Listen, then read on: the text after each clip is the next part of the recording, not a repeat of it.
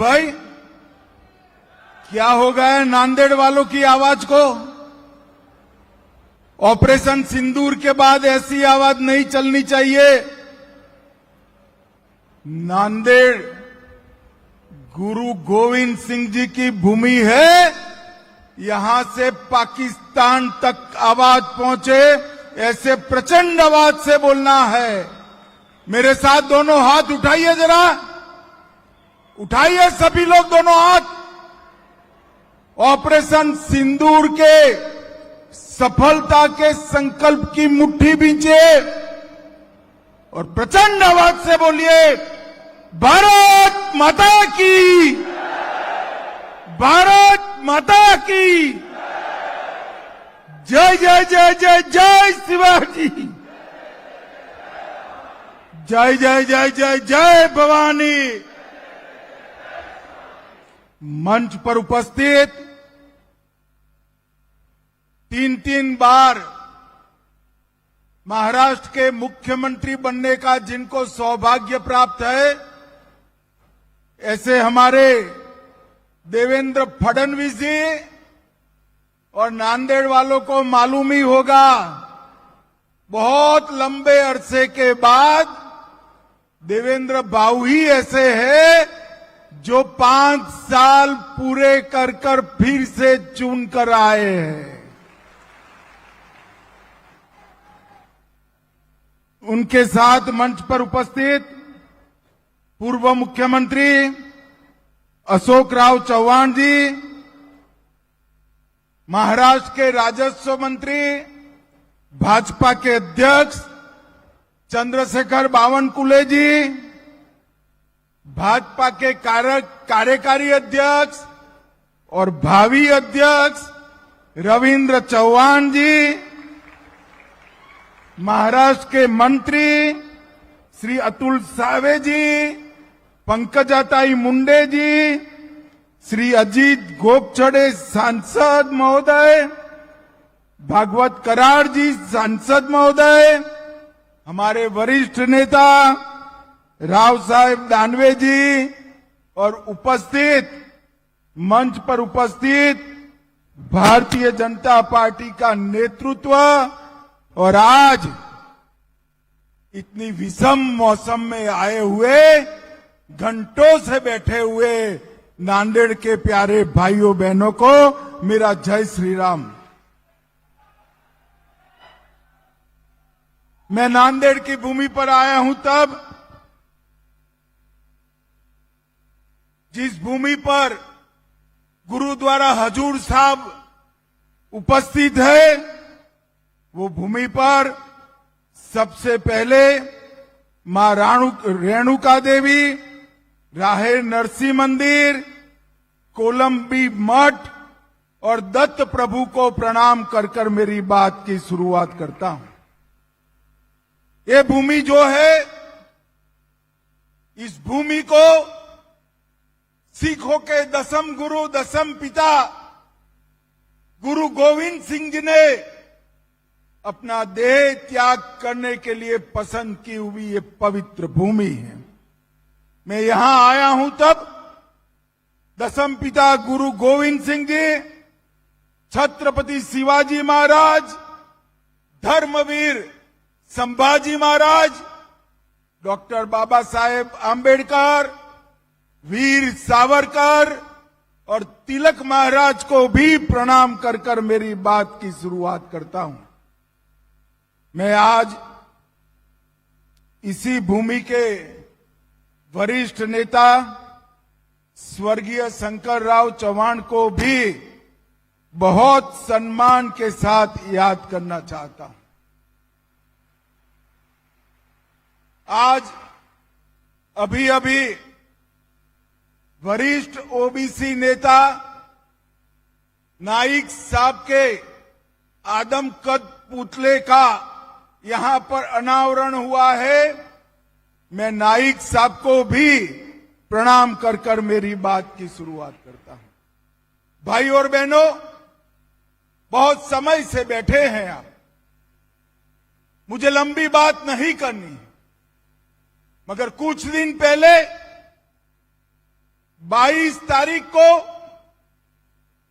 पाकिस्तान पुरस्कृत आतंकवादियों ने पहलगांव में अपने निर्दोष यात्रिकों को धर्म पूछकर उनके परिवार के सामने एक एक चुनकर मारने का कायराना कृत्य किया।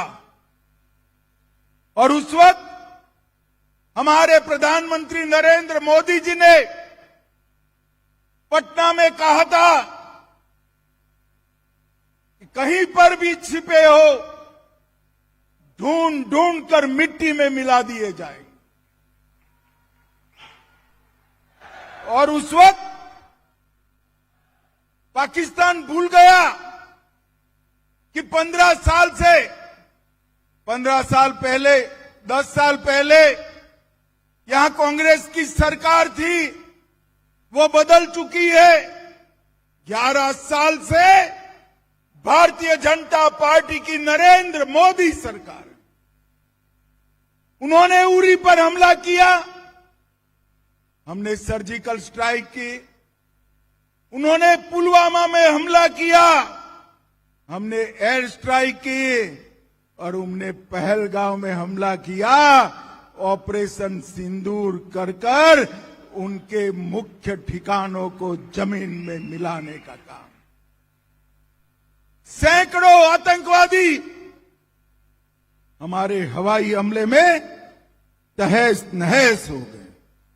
और भाइयों और बहनों, ऑपरेशन सिंदूर ने हमेशा के लिए पूरी दुनिया, न केवल पाकिस्तान, पूरी दुनिया में एक संदेश भेजा है कि भारत की सेना, भारत की जनता और भारत की सीमा इसके साथ छेड़खानी नहीं करते, वरना नतीजे भुगतने पड़ते हैं, नतीजे भुगतने। और मोदी जी ने स्पष्ट कर दिया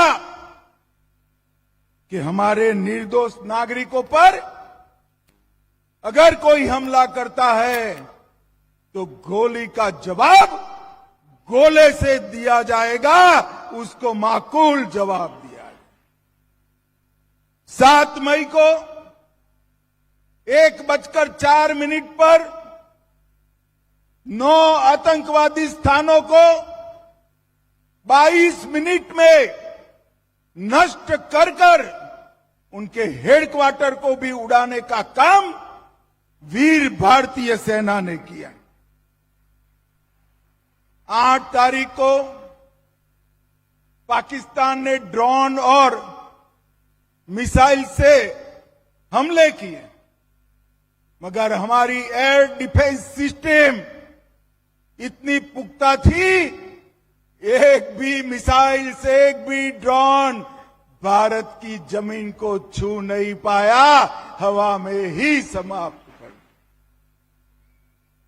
और 9 तारीख को जिन हवाई अड्डों से मिसाइल्स और ड्रोन उड़ाए थे, वो पाकिस्तान के एयर डिफेंस सिस्टम और हवाई अड्डों को हमारी सेना के मिसाइल्सों ने पूर्णतया क्षतिग्रस्त करने का काम कर।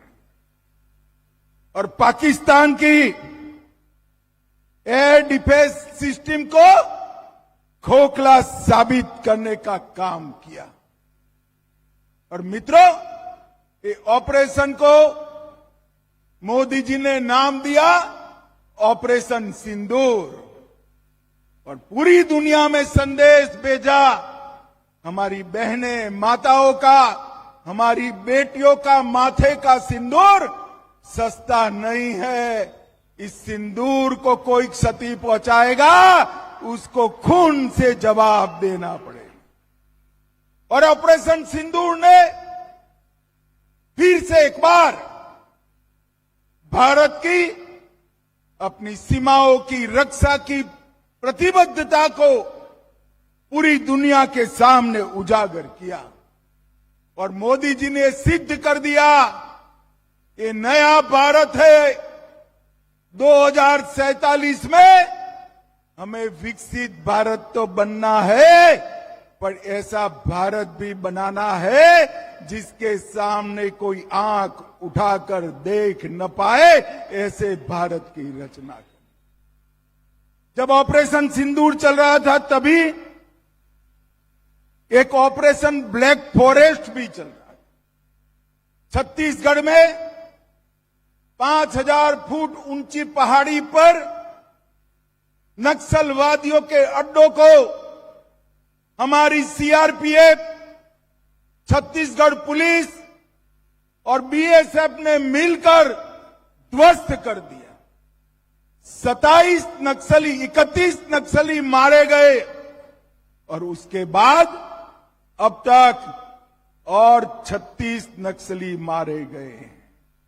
कई सरेंडर हुए, कई गिरफ्तार हुए और आज मैं शिवाजी महाराज की भूमि से कहकर जाता हूं, 31 मार्च 2026 ये देश की धरती पर से हम नक्सलवाद को समाप्त कर देंगे। भाइयों बहनों, नरेंद्र मोदी जी ने सिंधु जल समझौता भी रद्द कर दिया, जो जवाहरलाल जी कर गए थे। मोदी जी ने स्पष्ट कर दिया, खून और पानी एक साथ नहीं बहेंगे। पाकिस्तान के सारे व्यापार के दरवाजे भी बंद कर दिए। ट्रेड और टेरर एक साथ नहीं चलेंगे और उनको कहा कि अब की बार अगर हिमाकत की तो जवाब ऐसा मिलेगा जो आपकी पुश्ते याद करेगी, पुश्ते याद करेगी। भाइयों बहनों, जब ऑपरेशन सिंदूर के बाद मोदी जी ने निर्णय किया कि ये देश का मसला है, सारे देश के एमपीज, अलग अलग पार्टियों के एमपी मिलकर दुनिया के हर देश में जाकर पाकिस्तान का आतंकवादी चेहरा दुनिया के सामने बेनकाब करेंगे। सर्वदलीय प्रतिनिधिमंडल बने तो उद्धव सेना के एक प्रमुख नेता ने कहा, ये किसकी बारात जा रही? मुझे मालूम नहीं होता ये उद्धव सेना को क्या हो गया है। ये बाला साहब की पार्टी हुआ करती थी एक जमाने में, आज बाला साहब होते तो ऑपरेशन सिंदूर के लिए मोदी जी को गले लगा लेते, गले लगा लेते। और ये उद्धव सेना सर्वदलीय प्रतिनिधिमंडल जिसमें उनके भी मेंबर गए हैं, उसको बारात कहने का काम करती है। भाइयों बहनों, मराठावाड़ में देवेंद्र जी ने एक बहुत बड़ा कार्यक्रम शुरू किया था।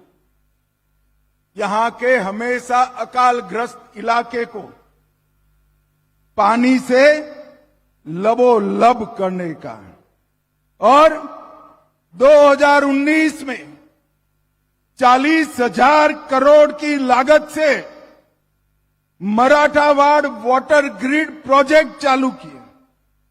11 प्रमुख बांधों को पाइपलाइन से जोड़कर हमारे मराठावाड़ के एक एक गांव में, एक एक खेत में पानी पहुंचाने का काम शुरू किया था। और बीच में धोखा देकर अगाड़ी सरकार बनी, उसने पूरा काम रुकवा दिया। अब देवेंद्र बाबू फिर से मुख्यमंत्री बने हैं। ये 5 साल में मराठावाड़ के एक एक गांव में पानी पहुंचने वाला है। और सम्राट अशोक के समय से हमेशा अकाल को झेलने वाला एक किसानों का प्रदेश पानी से लबोलब हो जाएगा। कोंकण और कृष्णा बेसिन की सारी नदियों का पानी हमारे मराठावाड़ के गांवों में, घरों में और खेत में पहुंचे, ऐसी व्यवस्था होगी। आज एक विशेष बात भी मैं करना चाहता हूं। मोदी जी ने अपनी महान मराठी भाषा को क्लासिकल लैंग्वेज ये उपनाम देकर पुरस्कृत करने का काम किया है। कितने सालों से मराठी भाषा को क्लासिकल लैंग्वेज का दर्जा देने की मांग थी। शरद राव कितने साल केंद्रीय मंत्रिमंडल में रहे, एक बार भी कुछ नहीं किया। मोदी जी ने मराठी भाषा को शास्त्रीय भाषा, क्लासिकल लैंग्वेज का स्टेटस देने का काम किया। और आने वाले दिनों में देवेंद्र जी के नेतृत्व में महायुति की सरकार महाराष्ट्र को फिर से एक बार देश में नंबर 1 बनाने का रास्ता प्रशस्त करी है। मोदी जी ने तय किया है कि 2047 में विकसित भारत बनेगा। मुझे पूरा विश्वास है कि विकसित भारत बनाने में शिवाजी महाराज की ये धरती, तिलक महाराज और सावरकर की ये धरती का सबसे बड़ा योगदान होगा। और देश में सबसे पहले विकसित महाराष्ट्र बनेगा और वो ही रास्ते पर विकसित भारत बनने का रास्ता प्रशस्त होगा। आज बारिश होने के बावजूद भी आप इतनी बड़ी संख्या में आए। भारतीय जनता पार्टी की सरकार, मोदी जी, देवेंद्र जी का समर्थन किया और ऑपरेशन सिंदूर को अंजाम देने वाले हमारे सेना के जवानों को आपने समर्थित करने का काम किया है। आप सभी का मैं बहुत बहुत धन्यवाद करता हूं। मेरे साथ दोनों हाथ उठाइए, जरा एक बार उठाइए दोनों हाथ। विजय के संकल्प की मुट्ठी भींचे और प्रचंड आवाज से बोलिए, भारत माता की वंदे वंदे।